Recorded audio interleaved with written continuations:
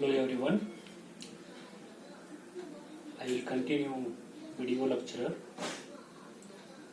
Just I have completed the video lectures on turbines. Now I will continue the same lectures on pumps. First, what do you mean by this pump? Every day we are using the word pumping the water. Means what? Why to pump the water? What is the need to pump the water? For example, we are getting the water from the dams for our domestic use purpose. How to bring the water from the dam to our place where we require? Through the pipeline, we can bring the water. Water has to flow in the pipe. To flow that water in the pipe, it required a kinetic energy. Then only it will move in a pipe and it will reach from dam to our lake or somewhere where that water sources are there. From that water source to where we are using that, utilizing that, in that place it will comes. When that water has a kinetic energy in a pipe, in a particular pipe here. So one thing, when the water will move at a certain distance, means because of its kinetic energy or a pressure energy is converted into kinetic energy, the water will move at a certain distance, then it will stop somewhere. It will stop somewhere means now it is not having energy to move. So we need to move it, because if you want to move water for 10 kilometers, 20 kilometers, after 5 kilometers that water will stop. Then again if we want to move, we have to energize the water. We have to energize the water. We have to energize the water means we have to give some energy to the water. Giving the energy to the water to flow or a place to somewhere after moving, then it is called as the pumping action. The pumping action mainly due to giving that pressure energy, that is static pressure energy to the water. So next the question arises here now, how to pump it, how to energize it. Here. Who will do that? Who will do? Pump will. Pump is a device which will do that pumping action. Means in our house, water is at the sump, means at the ground level.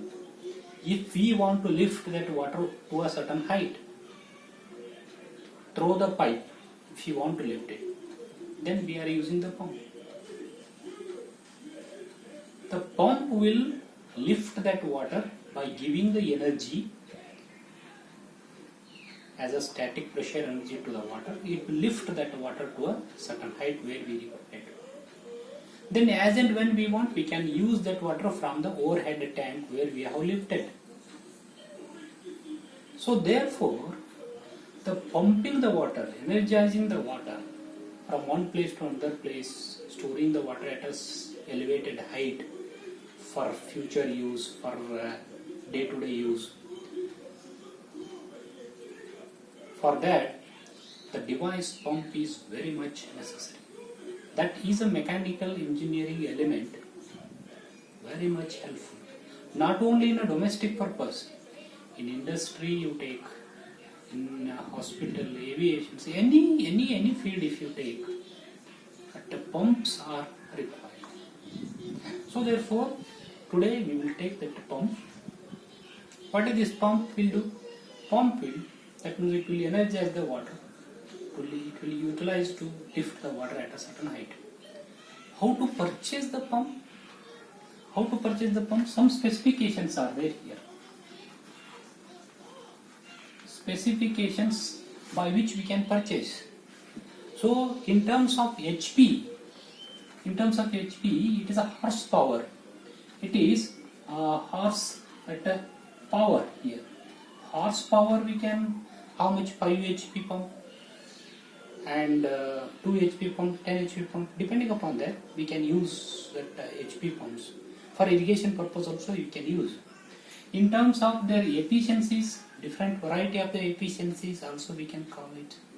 In terms of that sort of the power required for them, because we are attached to that pump, to the motor we have attached that the power required for that one is how much, depends on that one also we can take it here. And the discharge Q, that is a discharge is how much, based on that also that means what we can purchase that pump. Likewise specific speed, the speed is there, that is a specific speed is also there here. So based on these specifications, likewise many are there, the dimensions, space requirement and all these things, we can purchase the pump. These are the specifications of the pump. Next one is how these are classified, that is the classification. Classification, mainly these pumps are classified into the two types of that pumps. Main classification. One is, it is a positive displacement pump. Positive displacement pump. The next one will come fixed displacement.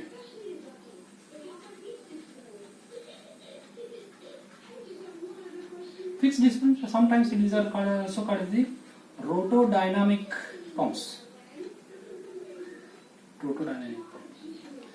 Positive displacement pumps, again we can classify into two types. One is in our this one of syllabus. One is a single acting pump. Single acting pump. And another one is, it is a double acting pump. So positive displacement pumps are also sometimes called as the reciprocating pumps. Reciprocating pumps. Fixed displacement or rotodynamic pumps, sometimes these are also called as the rotary pumps. These are rotating in a circular fashion. That means these are rotating here. These are called the rotary pumps, rotodynamic that pumps we can call. The example for this one is reciprocating pump. Here it is an example for the fixed displacement is, it is a centrifugal pump. Because centrifugal pump means they have a centrifugal actions to energize the fluid. Here the reciprocating action is there to energize the fluid. In detail, with the sketches, we will study these three: single acting pumps, double acting pumps and centrifugal pumps. These three we will study in detail from the next video lectures. Thank you very much.